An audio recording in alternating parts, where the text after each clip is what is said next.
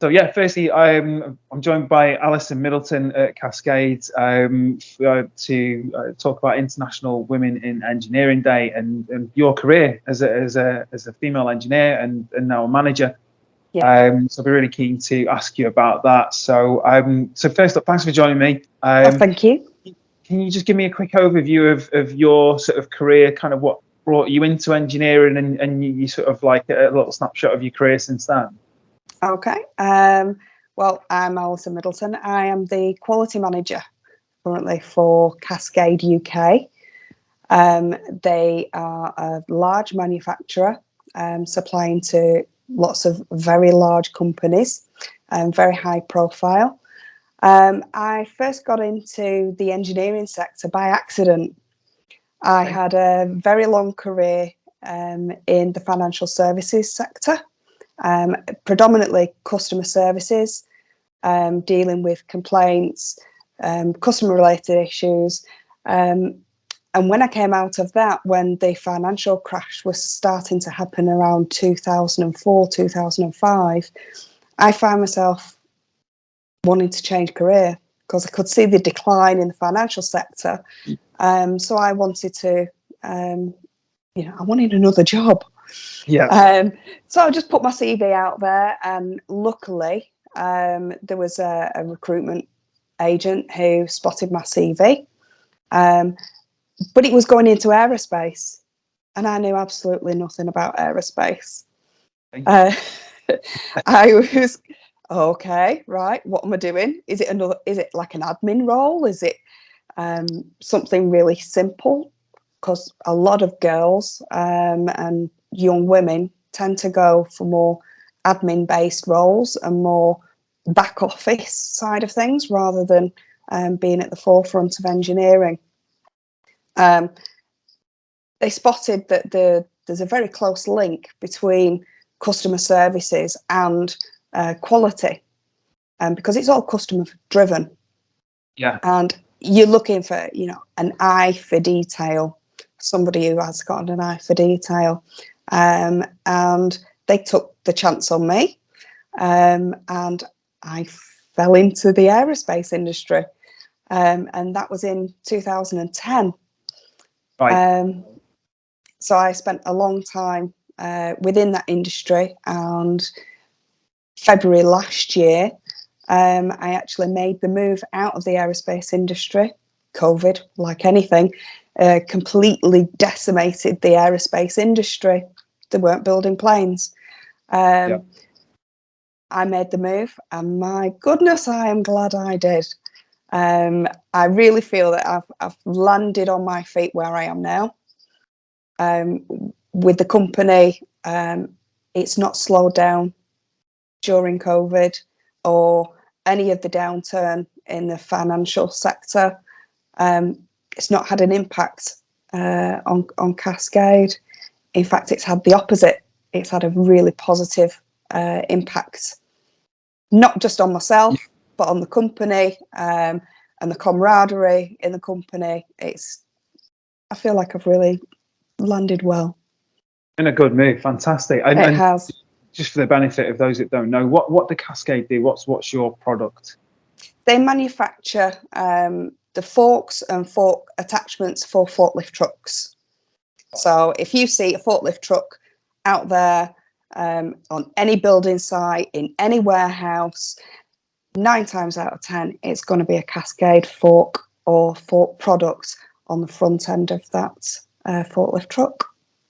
Yes, yeah, and I think I really enjoyed. You showed us around the shop floor Yes. Cascade earlier this year, and what a place! I mean, if you look at these forks, you just think it's an L-shaped piece of metal.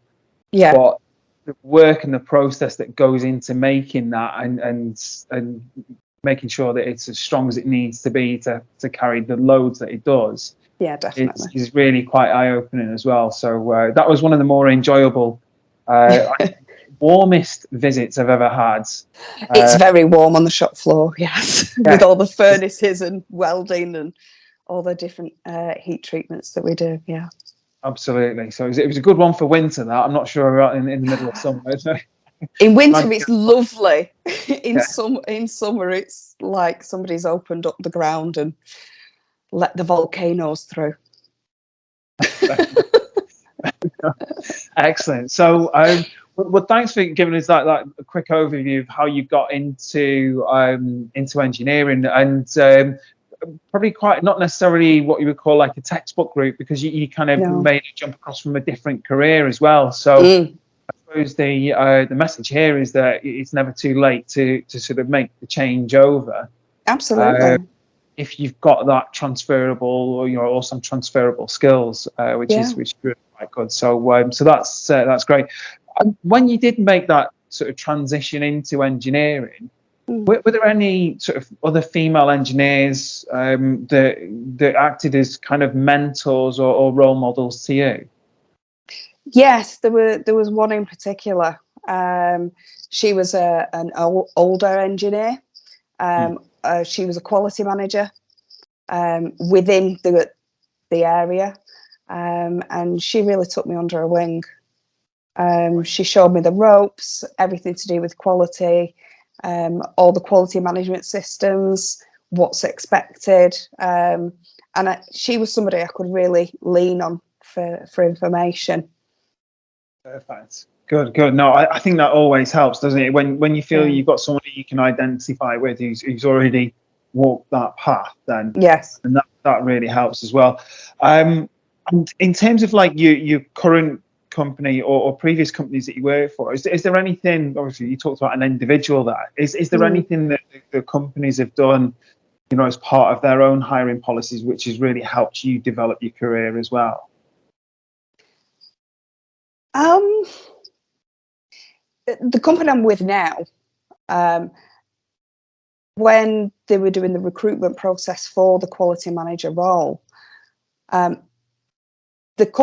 Cascade are heavily into investing in the person, not necessarily the fact that they've got an engineering degree or engineering qualifications, or whether you know a lot about welding or heat treatment or metallurgy. It's about the person, Yeah, and developing the skills that they can see as a person. Um, and my mentor is actually my boss. yeah, And he obviously saw something in me that would fit his team, and mm, I'll be ever grateful for him. Thank you. um, but I also respect him very highly because he's done my job. yeah, He's been in the quality role. He's done every job on the shop floor. He's worked through production. Um, he knows all the different roles.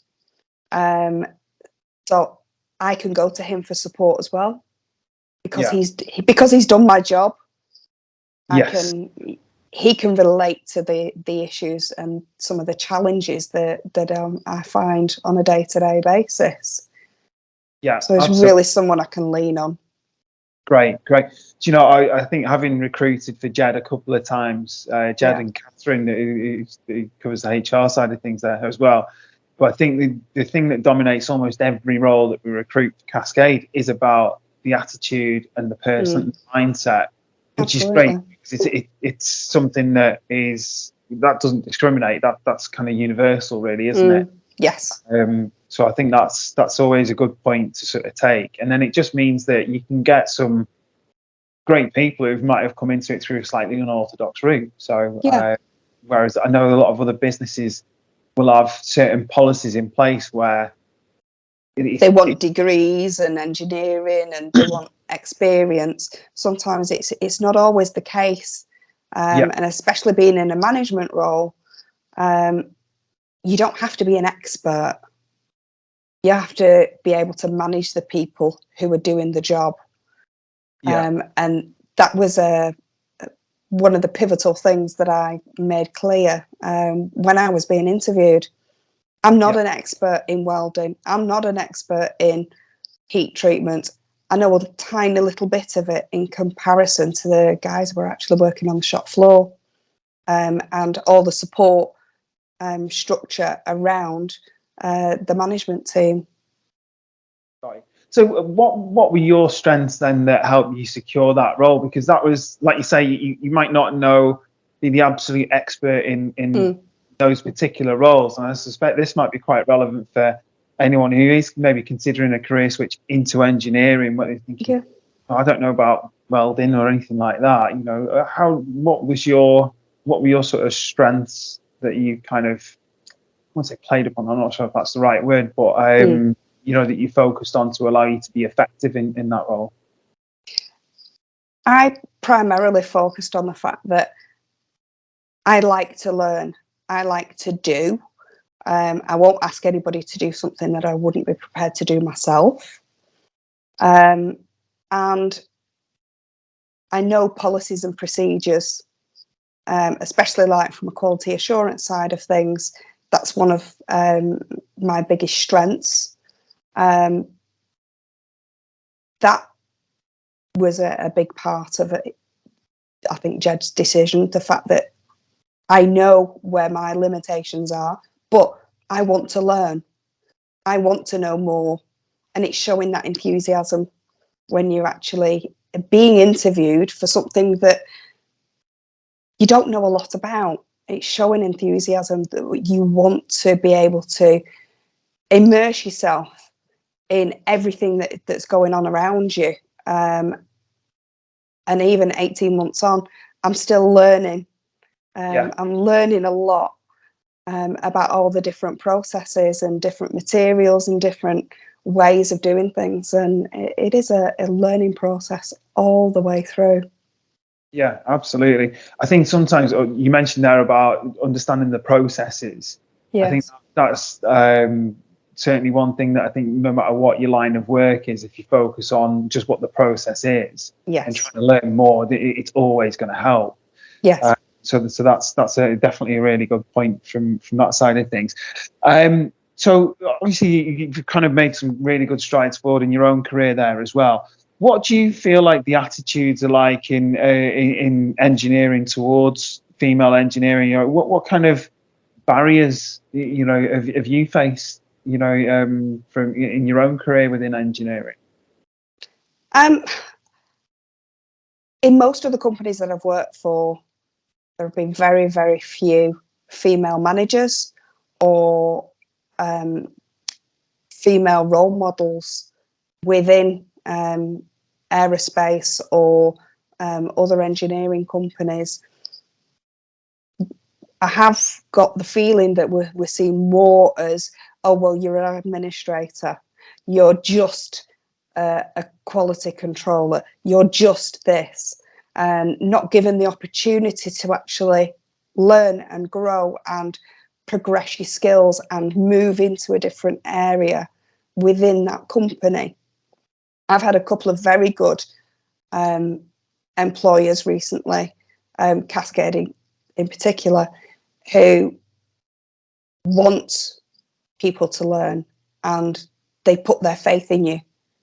Yeah. And they give you a chance. Got you.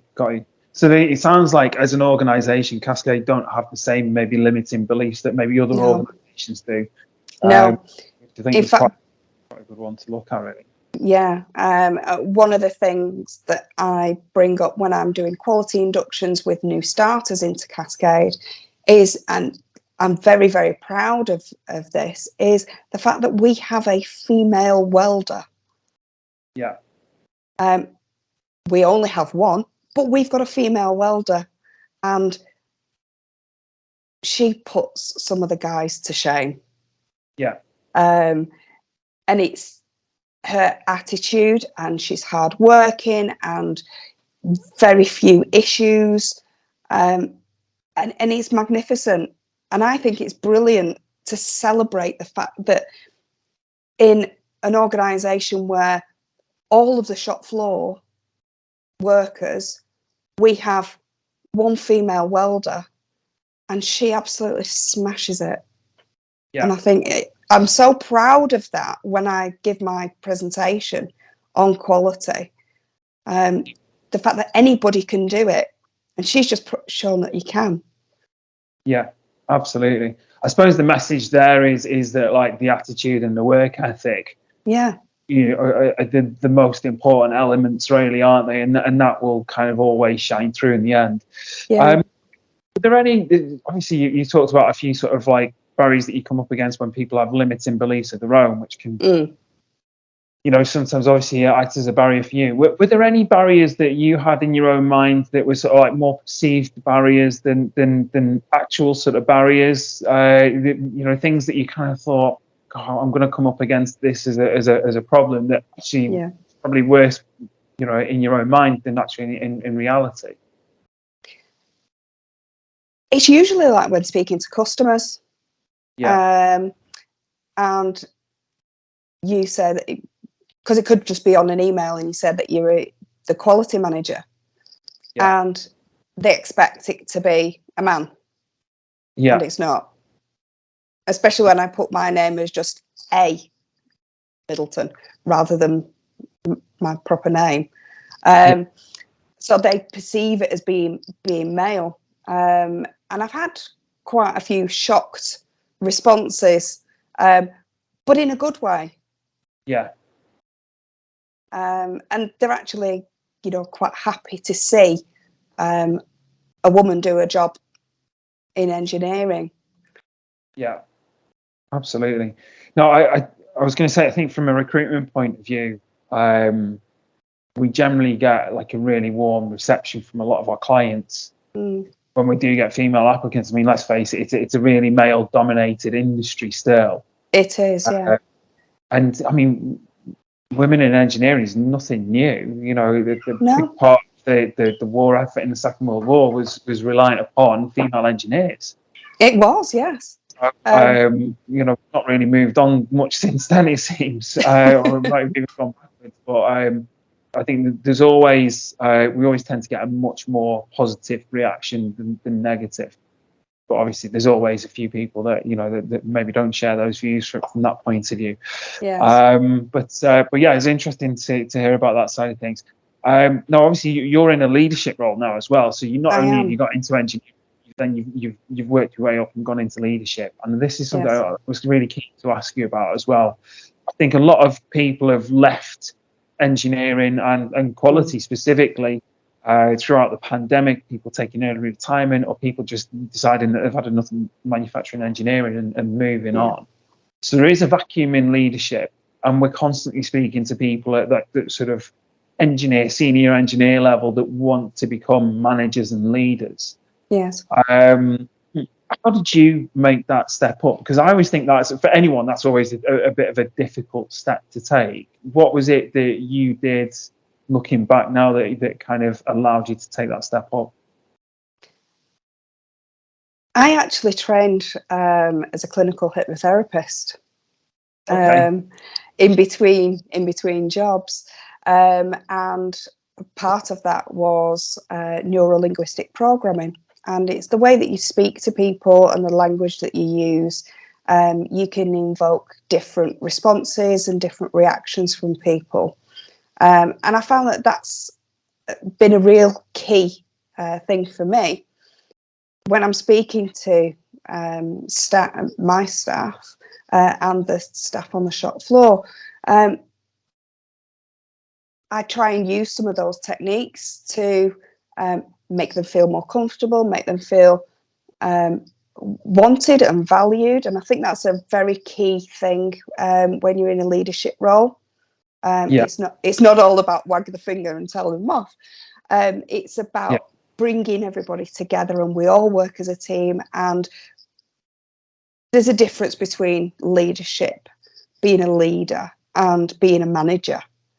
Yeah. A Absolutely. leader will show by example, will try and drive the whole team forward, almost like, come on, let's Yeah. go, you know, Yeah. and really rally the troops. Where a manager will be maybe more proactive in structure and providing a pathway for somebody to go down, whereas a leader actually rallies everybody. And I went on a leadership course with the Manufacturing Institute, and Yeah. that really opened my eyes to a lot of different industries.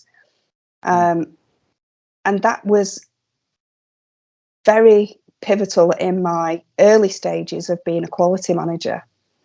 Right. It's learning how to deal with things and deal with conflict, deal with different types of people, dealing with issues that come up unexpectedly, and how you react, and a cool head, and a thoughtful process, especially in quality. You can't be flapping when an issue happens. It's like methodical. Right, let's go back to the beginning. Let's sort it out. What happened? And fact finding, gathering all the information. And that was really a driver when moving up into a management role, Yeah. because I've always done that. I've always, right, we've got an issue, can't do anything about it, it's happened, but what can we do to stop it happening again? What preventive measures can we look at to try and help the person not make a mistake again, or try and stop an issue from happening in manufacturing process, and just going through it really methodically. Yeah, absolutely, absolutely.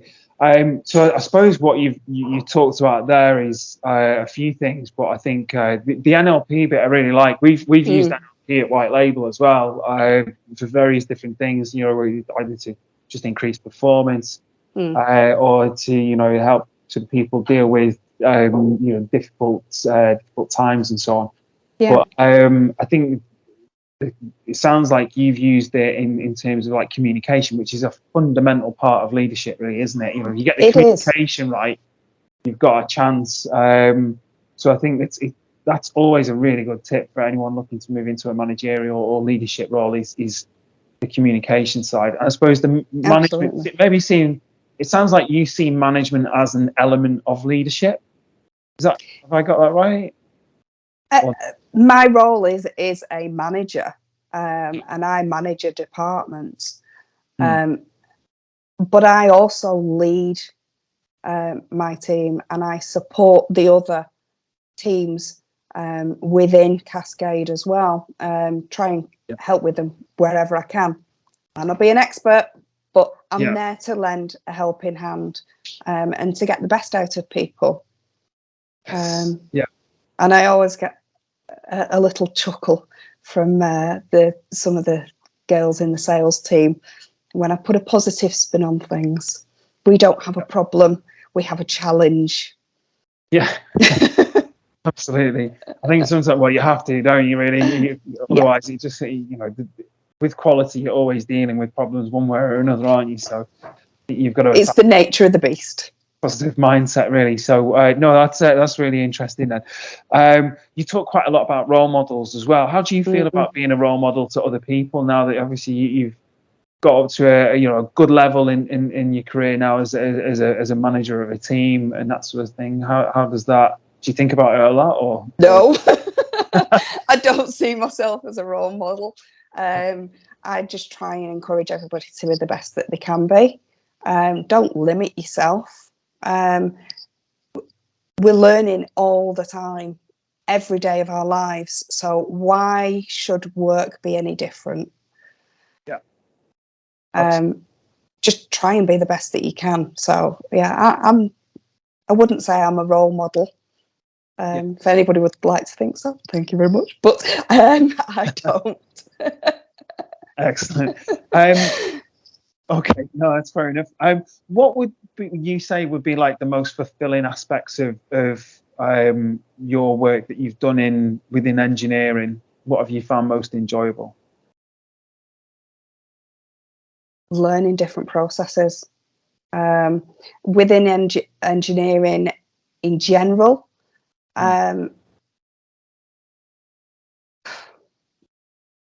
It's learning how to read drawings, simple things like that, interpret things, and coming across confidently when you're explaining it to customers or to other staff, or any of your team. Yeah. If you speak with an air of confidence, people actually will think, oh, she knows what she's talking about. Yes. But learning all the time is a key thing as well. Excellent. No, I think that's always a really good one. So what advice would you give to either girls leaving school that want to get into engineering, that maybe got a good engineering brain for it, or people that maybe followed a similar path to yourself, looking to make a change from different careers to get into engineering? Is there any piece of advice that you would give? Yeah, go for it. Okay. What's that? It's different every single day. You might be producing the same kind of products day in, day out, but every day is different. Every day gives you a challenge. Engineering is very wide in its scope. I've only been in two small areas, aerospace, but Aerospace and automotive, sort of. aerospace and automotive manufacturing, yes, but only two sectors. Yeah. But I've learned so much, and you then get to value each different company that you might work for, and glean as much information as you can. It might only be a small part of it. Yeah. Glean as much information as you can, because a lot of the things you can put into your own day-to-day life. Yeah. Especially like with the way that you would think about something. So if you're trying to problem solve, not just in a quality role, but if you're trying to problem solve in an engineering solutions, whether you're a technical drawer or whether you go into like the stress calculations, you can apply some of those critical thinking aspects into your own life as well. Or maybe you feel like that in your life and you can move that across into engineering. There's a vast scope for all people to move into engineering roles. Yeah, and I think there's so many engineering companies around. I mean, for me as a recruiter, you see, you go around to all these different factories, and I mean, thinking about your product, forks and fork attachments for forklift trucks, you just think, it's not the most exciting product in the world, but it's really interesting, the process, the whole manufacturing process, and how much you can learn throughout that process. So I think with engineering, I would say there's just so many different projects out there that people can get their teeth into. Oh, and yeah. It's so diverse, isn't it, in terms of the different businesses that are out there. My last question was then, I guess, probably a little bit of a flip side of that one is, there might be employers watching this who maybe want to increase the diversity of their workforce and maybe encourage more women to come into their workforce as well. So what advice would you give to employers who want to sort of attract more female applicants to engineering roles? You would probably be asking them to think about, put yourselves in their shoes. What do you have to give a woman employee? Whether it's just something simple as, having women's changing rooms. Yeah. Having, something set aside for women to be able to do that. And to become engineers, welders, whether you go into quality, technical sales, anything like that. What have you got to offer women? And I think the one thing for myself, I felt with, especially with Cascade, was I felt valued. I still feel valued. Yeah. And I feel like I am being rewarded for the efforts that I put in. And I think everybody wants to feel appreciated. Yes. But for women, we're a bit more sensitive. We do like to be told thank you. Yeah. It's not a gender stereotype. It's not being detrimental to anybody. Men feel like that too. Yeah. But from a personal perspective, it's feeling valued for your efforts and your knowledge and all your hard work that you put in. Yes. Yeah, definitely. Definitely. I think there's some really good takeaways from that, aren't there? You know, there's some practical things like facilities. I mean, Yeah. when I think about some of the places I've gone around, I just think, well, you know, the facilities just not been up to scratch, whereas other places, you know, are maybe a little bit more enlightened there. It's a nicer environment and a better environment. So I think everyone benefits from that side of things, don't they, as well? So Yeah. there we go. But I mean, it's interesting what we see from a recruitment perspective. I know that obviously you'd asked me about sort of female applicants and that sort of stuff. So what was it in particular to discuss on the like the female applicant side of things? So, out of the roles that you recruit for, what's the kind of percentage rate women to men application that you receive, especially for engineering roles? So for engineering roles, which is, I mean, that's our specialism.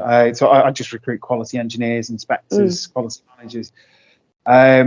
It's massively male dominated still. And I've been in recruitment 16 years. The majority of that has been within manufacturing, either in purchasing or supply chain, or in engineering, or in quality engineering. I would say I've not got accurate figures actually. I probably should go away and get some accurate figures as well. Are you seeing more female applicants coming through as compared to say like 5 years ago? Yes, I think so. So if I think about my current role that I'm in now, that I've been in since late 2015, so just about 6.5 years, it'd be very rare that we get female applicants and get them into the shortlist and so on. Whereas now I think it is more and more common. But what I tend to find is that the female applicants that we do have are really, really good. And I don't know, I have a bit of a theory that, I think this is just probably my opinion. I don't know, you may need to test this, but I think when people leave school and they get to 16 and maybe go down like the apprenticeship route, for example, so society pulls people in different ways, and traditionally a lot of lads will go into engineering, maybe because they've done engineering or something like that, and you know, they think that that's the role for them. Whereas I think the girls that have got brilliant engineering brains, that have got the aptitude for it and that want to do it, like society will generally try and pull them in different directions, not really towards engineering. Yeah.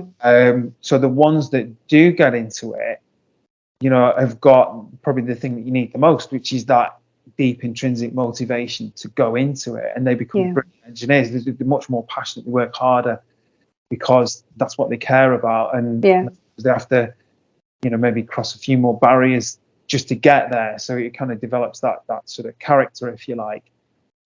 So maybe this is, you know, not exactly right, it's just round numbers, but say for example, if 10% of engineers are women and 90% are men, you'll probably find that 10% of the women engineers are all committed. Maybe 10% of the male engineers are also similarly passionate, committed. Maybe the rest got into it for different reasons, or fell into it, or maybe doing it, can't think of anything better to do, that sort of stuff. Maybe I'm slightly exaggerating the figures there, but I tend to find that is one of the things that I've seen when I've been dealing with female engineers or inspectors or managers. Just seem to have that very passionate sort of focus on that. So we are getting a few more. It's still not enough. if I'm honest. I'd like to see more. And I think when you go around and see businesses like Cascade, where you've got like quite a good split, really, haven't you? You know, We have, yeah. in terms of men and women, both in the office side and also, obviously, you mentioned there in terms of like the shop floors, you get a few women on the shop floor, which is great. I think when you get that, communication improves because you have to become like more emotionally intelligent the more diverse your workforce is, whether it's gender or race or anything else. Then you know, it kind of forces you to become more emotionally intelligent and communicate better. But yes, and communication is the key to making every business successful. yeah, absolutely.